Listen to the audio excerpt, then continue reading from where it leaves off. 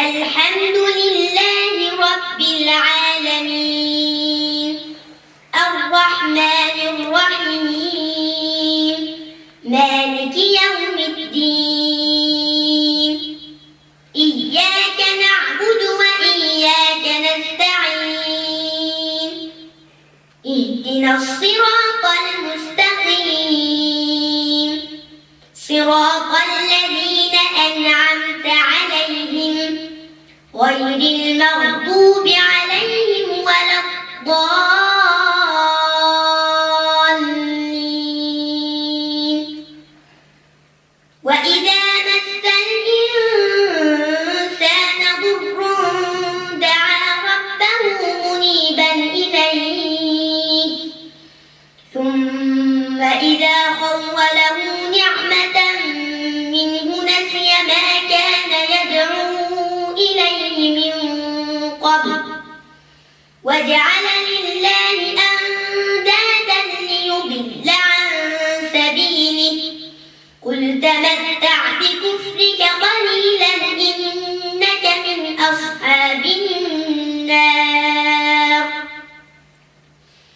أمن هو قانت آناء الليل ساجدا وقائما يحذر الآخرة ويرجو رحمة ربه قل هل يستوي الذين يعلمون والذين لا يعلمون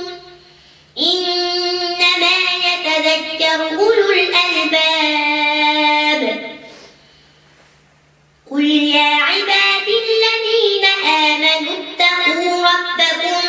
للذين أحسنوا في هذه الدنيا حسنة وأرض الله واسعة إنما يوفى الصابرون أجرهم بغير حساب قل إني أمرت أن أعبد الله مخلصا له الدين وأمرت لأن أكون أول المسلمين قل إني أخاف إن عصيت ربي عذاب يوم عظيم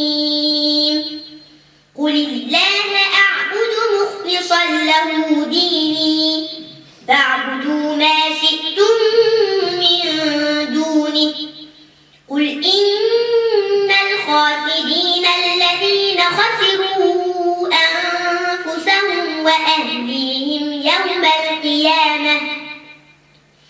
ألا ذلك هو الخسران المبين لهم من فوقهم ظلل من النار ومن تحتهم ظلل ذلك يخوف الله به عباده يا عباد فاتقون والذين اجتنبوا الطاغوت أن يعبدوها وأنابوا إلى الله لهم البشرى فبشر عباد الذين يستمعون القول فيتبعون أحسنه أولئك الذين هداهم الله وأولئك هم أولو الألباب أفمن حق عليه كلمة العذاب أفأنت تنقذ من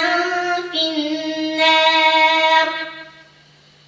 لكن الذين اتقوا ربهم لهم غرف من فوقها غرف مبنية تجري من تحتها الأنهار وعد الله لا يخلف الله الميعاد ألم تر أن الله أنزل من السماء ماء فسلكه ينابيع في الأرض ثم يخرج به زرعا مختلفا ألوانه ثم يهيج فتراه مصفرا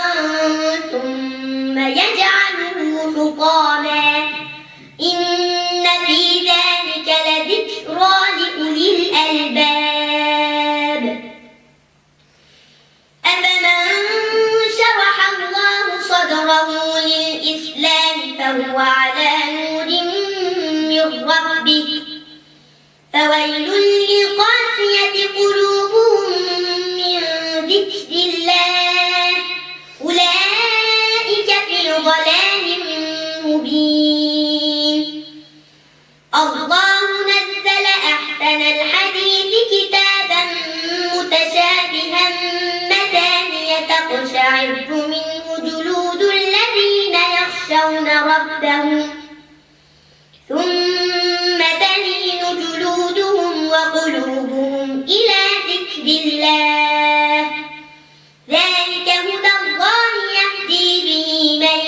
يشاء